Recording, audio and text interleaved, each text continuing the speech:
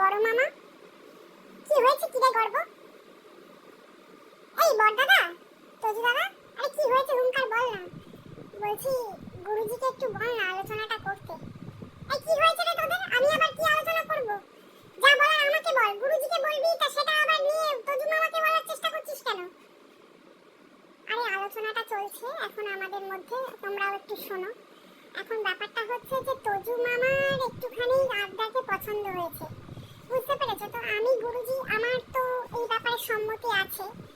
এখন ওইদিকে দেখো পাছু উল্টে ঘুমাচ্ছে গোপলা দাদার ঘনসা দাদা, আর এদিকে দেখো গর্বকে।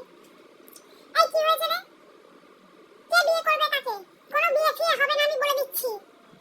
আমি যাকে বনু বলি, এই আমার বিয়ে হবে না মানে কি রে গর্ব দাদা?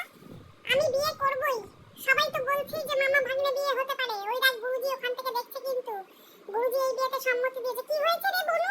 আমাকে বল বল কি হয়েছে? দেখ না গর্ব দাদা বলছে কি যে আমার বিয়ে দেবে না।